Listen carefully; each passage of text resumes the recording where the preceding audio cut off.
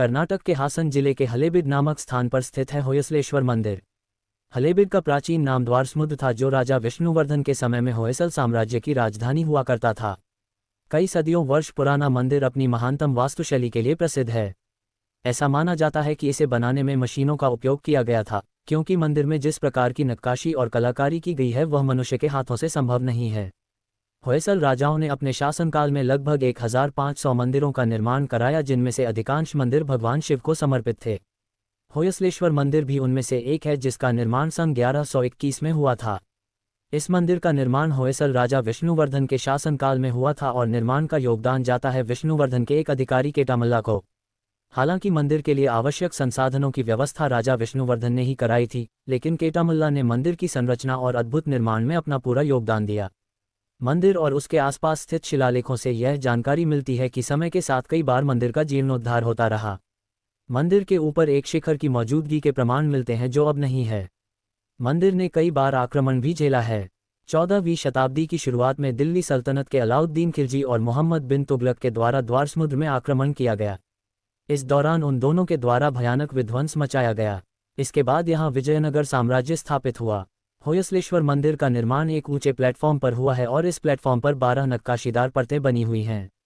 ये होयसल वास्तुशिल्प का बेहतरीन उदाहरण है कि इन 12 परतों को जोड़ने में न तो चूना सीमेंट का उपयोग हुआ और न किसी अन्य तरह के पदार्थ का, बल्कि इन्हें इंटरलॉकिंग तकनीक के माध्यम से आपस में जोड़ा गया है। मंदिर की बाहरी दीवार पर बेहद खूबसूरत नक्काशी की गई है और प्रतिमाओं का निर्माण किया गया है। होयसलेश्वर मंदिर में स्थापित मूर्तियों को बनाने में सॉफ्ट स्टोन का उपयोग किया गया है, जो समय के साथ कठोर हो जाता है। होयसलेश्वर मंदिर की वास्तुकला बेसर शैली से प्रेरित मानी जाती है। यह मंदिर निर्माण की द्रविड़ शैली और नागर शैली दोनों से ही भिन्न है और इस शैली का उपयोग अक्सर होयसल राजा ही किया करते थे।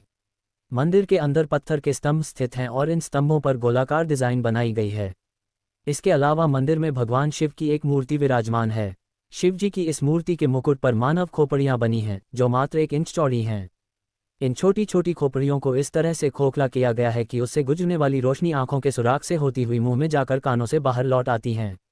भगवान शिव को समर्पित इस मंदिर की नक्काशियों और उत्कृष्ट कलाकृतियों को देखकर ही इस मंदिर के संबंध में अक्सर यह कहा जाता है कि मंदिर के निर्माण में मशीनों का उपयोग किया गया था, क्योंकि जिस तरीके से मंदिर की दीवारों पर मूर्तियों को उकेरा गया है और स्तंभों की गोलाई को जिस सूक्ष्मता से बनाया गया है, वह मनुष्य के हाथों से बनाया जाना थोड़ा मुश्किल मालूम होता है।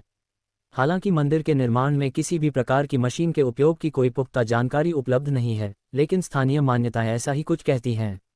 होयसलेश्वर मंदिर परिसर में 2 जुड़वा मंदिर हैं, जिनके गर्भगृह में शिवलिंग स्थापित हैं और दोनों ही मंदिरों के गर्भगृह पूर्वाभिमुख हैं। दोनों ही गर्भगृह के बाहर नंदी हॉल है, जहां अपने आराध्य की ओर मुख किए हुए नंदी विराजमान हैं। मुख्य मंदिर होयसलेश्वर मंदिर के नाम से जाना जाता है और दूसरा जुड़वा मंदिर शांतलेश्वर मंदिर मुख्य मंदिर से जुड़ा हुआ एक सूर्य तीर्थ भी है। हालांकि इतिहासकारों का मानना है कि इस पूरे परिसर में कई अन्य छोटे मंदिर भी थे, जो अब यहाँ मौजूद नहीं हैं।